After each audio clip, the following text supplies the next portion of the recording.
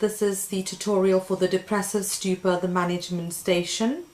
The instruction to the candidate is that you are about to see the nurse who is looking after Agnieszka, the 20-year-old Bulgarian who was admitted for dehydration and has had bloods done which are all normal.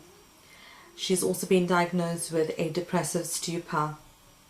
The instruction to the candidate is to explain the diagnosis and management.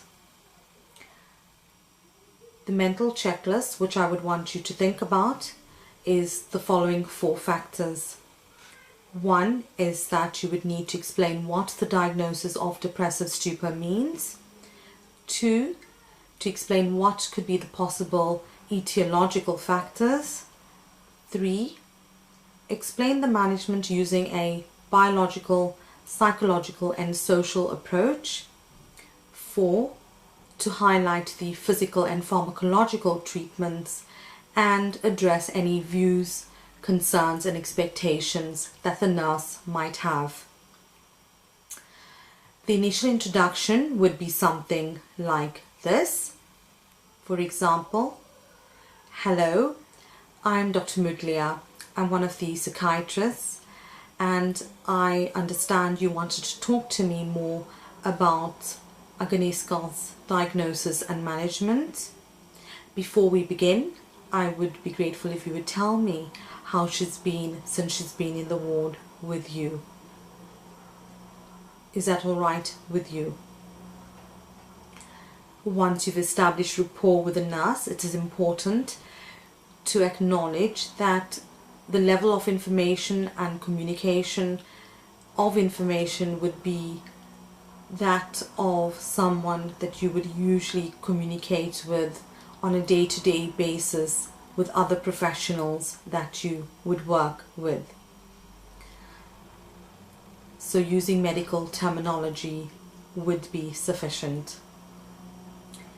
The initial stage of explaining the diagnosis is that depressive stupor is a condition in which a person becomes unresponsive and mute, and there's evidence of lack of cognitive function and a decline in the level of consciousness. Specifically in a depressive stupor, the person becomes mute, motionless and loses their appetite. You could further substantiate this information by using the information that you've obtained from her mother in the previous station and personalize this information to the current case. Thereafter, the second point was to explain what could be the possible etiological factors. To mention usually the etiological factors for a stupor could range from part of catatonia, which you get in schizophrenia. It could be a depressive stupor, could be part of mania. There are other causes as well, such as neoplasms, vitamin D deficiency as well. In this case, you would highlight that the possible etiological cause could be that she has had a past history of having a depressive illness. Also, she's had a recent stressor of moving to the UK, which could have precipitated or triggered this episode. Next, you would want to proceed to explain the management of someone with a depressive stupor. It is important to address the nurse's views, concerns and expectations of what information she would like to know. The standard approach would be using a biological, psychological or social approach.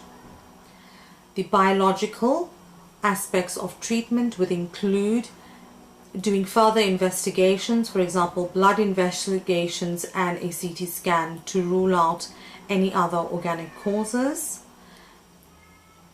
The other management would be looking at medication This could be the pharmacological aspect of using a short term of benzodiazepines, which has shown proven effectiveness and efficacy for patients with depressive stupor. Additionally, there is also evidence that the use of an antidepressant could be beneficial. The other forms of treatment would be the physical aspects, would be electroconvulsive treatment. From what I know of the station, I know candidates have been asked to explain more about electroconvulsive therapy, and thus I think you would need to explain further about what ECT is, what's the indication, how many sessions the person would need, what could be the possible effects, side effects and complications. You would need to tailor the answer accordingly to what the nurse would want the information about. Thereafter, the psychological aspects would include one, stabilizing her mental state. We could look at other forms of psychological therapy such as talking therapies or counseling. The social aspect of management would include providing support to her family. For example, her mom, they are foreigners in the United Kingdom, providing some support, a carer's assessment, and further psychoeducation for her and the family in order to identify any stressors or precipitators and to manage any relapse indicators. In a nutshell, this would be the approach for the management of the depressive stupor with the nurse. Thank you.